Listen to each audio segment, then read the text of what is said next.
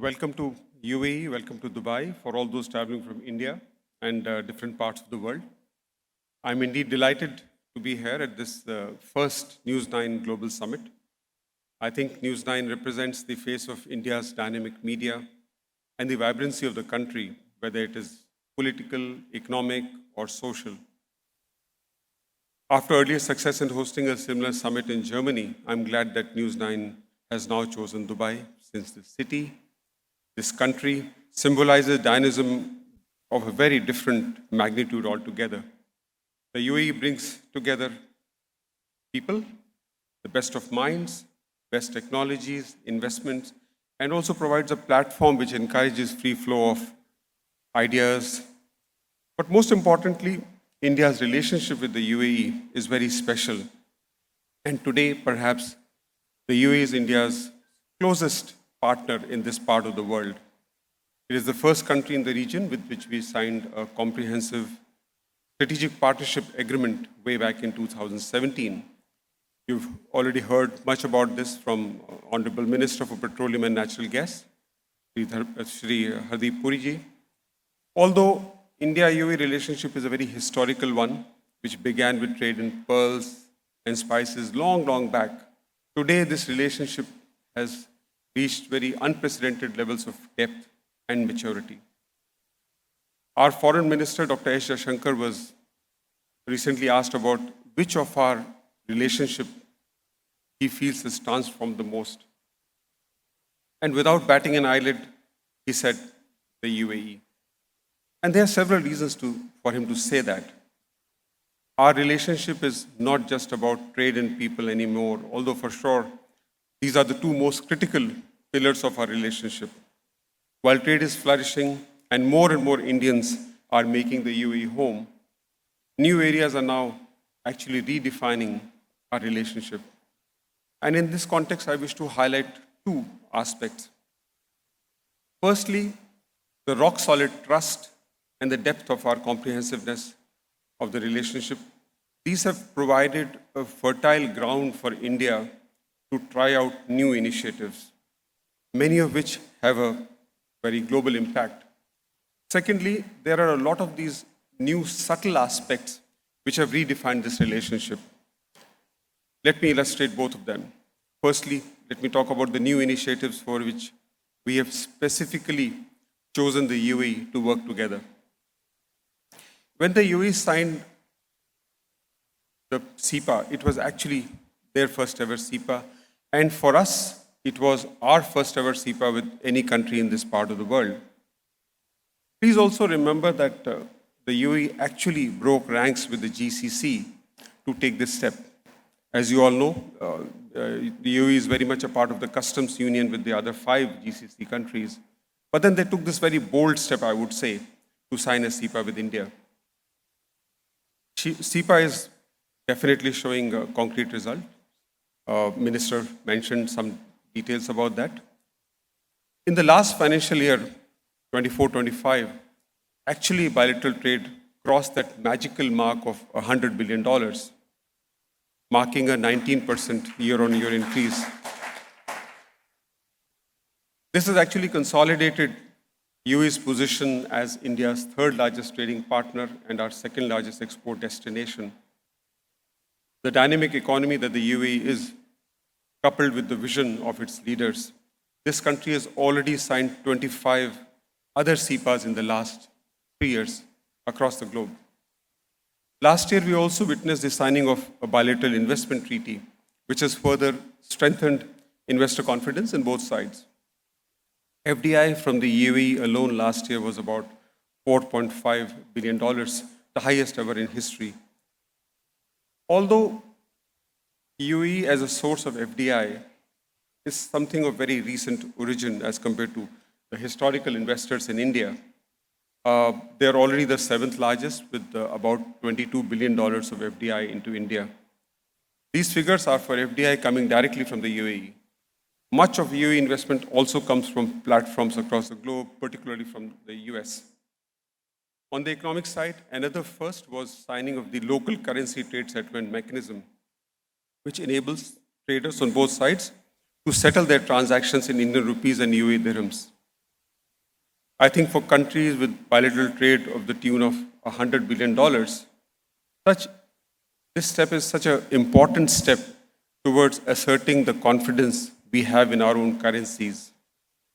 While I think across this room, we are all in favor of going green, but as far as currencies are concerned, I think to rely on our colorful currencies of India as well as the UAE, I think that's perhaps the way to go. There are also several firsts in the fintech space. UAE's J1 debit and credit card launched last year is based on our own tried and tested RuPay stack, making UAE the first country with which we have actually shared this stack. When our leaders met in February last year, they actually launched the J1 card. The UAE chose not to go west, but to work with our tried and tested fintech stack. The fact that they chose to name it J1 is also another matter of great pride for us, since it captures our past as much as it speaks about our future. J1 is actually based on G1, which is the best grade of pearls, the oldest traded commodity between our two countries. So every time a J1 card is used, it rings a bell in our mind, reminding of our historic relationship. The UAE also continues to be a strong energy partner for India. It is the second largest source of LNG for us, the second largest source of LPG, the fourth largest source of crude for us. And equally significant is the fact that UAE is still the only country which has invested in our strategic petroleum reserves. And when I say energy, it's not a one-way trade. While we are importing the items I just mentioned, India is also exporting a lot of finished petroleum products, refined products, and lubricants. Also, the fact that Government of India decided to have the first campuses of two of our premier institutes of learning, the IIT and the IIMs, also signifies our intention and our resolve to invest in future generations. I recall a discussion very clearly between Dr. Jaishankar and President Sheikh Mohammed bin Zayed way back in December 2022, when Dr. Jaishankar pointed out that IIT is perhaps an institution with a global reputation, but with a national presence, and we want to take the brand overseas. But before Dr. Jaishankar could continue with the sentence, Sheikh Mohammed bin Zayed said that bring it to Abu Dhabi. And that's how, about a year ago, in January last year, we had the first overseas campus of IIT Delhi in Abu Dhabi.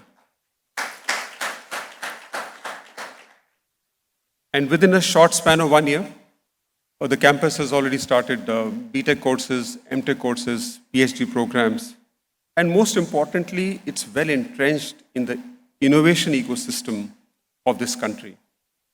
More recently, in April this year, just a few months back, during the visit of Sheikh Hamdan, the Crown Prince of Dubai, to India on the invitation of Prime Minister, another such initiative was announced, which is the setting up of IIM Ahmedabad branch in Dubai.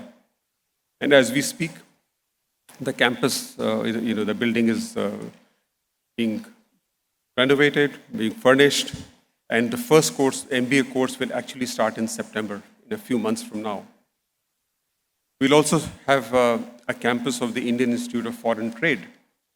Again, the first ever overseas campus of IAFT. It will happen in the India Pavilion in Dubai Expo City.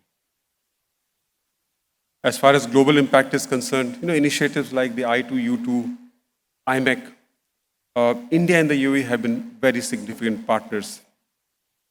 About the I2U2, some projects like the food security project, food park projects are well underway between the UAE and India. Even as far as IMEC is concerned, while the other partners in IMEC might be preoccupied with other issues, India and the UAE are clearly progressing very well. In February last year, we actually signed, in the presence of our leaders, intergovernment framework on implementing IMEC, and we are moving very well ahead to set up something which we call the Virtual Trade Corridor. Work on this was actually announced during the visit of Sheikh Khalid, the Crown Prince of Abu Dhabi, in September, India last year. And it's not far, maybe a month from now, we should be able to set sail our first containers from Nhava Sheva in Kandla to Khalifa Port in Abu Dhabi and to Jebel Ali in Dubai. Let me also now come to this second aspect, the more subtle aspect, which is, I think, equally important. It has been mentioned in Minister's speech as well as Mr. Barun Das's opening remarks. When our two leaders, Prime Minister Narendra Modi and President Sheikh Mohammed bin Zayed, meet, they still embrace each other, as they did during their first meeting in 2015. But now it's a much warmer embrace, commensurate with the deepening trust between our people and our countries. While there are close bonds between our leaders, Prime Minister Sheikh Mohammed bin Zayed in Abu Dhabi, the president of the country, and also Sheikh Mohammed bin Rashid, the ruler of Dubai, the vice president of the country, strong ties with the next generation are also taking shape. I recall a meeting with Sheikh Mohammed bin Zayed just about a month ago, when he said that when the leadership of the UAE had to decide about which countries the two crown princes should visit, it took them not more than 5 seconds to decide that this country should be India. So that is another, a very different kind of a aspect of our relationship, and which makes it very unique. And this visit, I must also share, are not merely symbolic visits. These are substantive visits, because during the visit of Sheikh Khalid in September last year, we took major initiatives in the nuclear space, critical minerals. The virtual trade corridor for IMEC was announced. Also, just a week before his visit, Sheikh Khalid made it a point to actually formally inaugurate the campus of IIT Delhi in Abu Dhabi. Similarly, for the visit of His Highness Sheikh Hamdan in April this year, that actually marked the 100th anniversary of the visit of his grandfather. So it's a very, it's a historical relationship for everyone to see. And in that visit, the IIM Ahmedabad campus was announced. Another very important announcement, again on the very subtle side, was setting up a hospital in Dubai for Indian blue-collar workers. And that really marks a recognition of what Indian community in general, whether it's our business people or our blue-collar workers, the contribution that they have to make in the growth and development of the UAE. Another of those subtle manifestations is the Babs Hindu Temple in Abu Dhabi. There is huge symbolism around it. Although this is not the first Hindu temple in this country, but this temple is a very subtle representation of the common ethos of India and the UAE, the ethos of harmony, the ethos of tolerance. And that's why Prime Minister Modi himself inaugurated this temple in February last year. Today is perhaps one of the most iconic things of this country, alongside, of course, Burj Khalifa and Sheikh Zayed Mosque in Abu Dhabi. But it's also one of the most visited places in this country. In the first year alone, about 2.5 million visitors visited Babs Hindu Temple. Even cricket, for that matter. Indian cricket actually seamlessly extends to the UAE. So whenever we are unable to stage matches in India or even some of our neighboring countries, it's always Dubai, Abu Dhabi, and Sharjah which we turn to. You will recall the ICC Champions Trophy just a few months back when proudly our men in blue lifted the trophy. If we rewind the clock just about 2 months back, within hours of the ghastly terrorist attack in Pahalgam on 22nd April, it was the UAE which was among the first countries to come out with a categorical statement condemning the terrorist act. And in the weeks to follow, particularly during the escalation between 7th and 10th of May, our two countries, our leadership worked very, very closely. The rising number of Indians who have made the UAE their home symbolize how well accepted Indians are in this country and how much value we actually provide to the society and the economy of the UAE. The last count as of December last year was about 4.3 million, which is the largest number of Indian nationals anywhere in the world. That's where India-UAE relationship is today. All-weather friends trying to make a positive difference for our people, for our countries, and for the world. This is a relationship which is as much about the past as it is about the future. Thank you very much.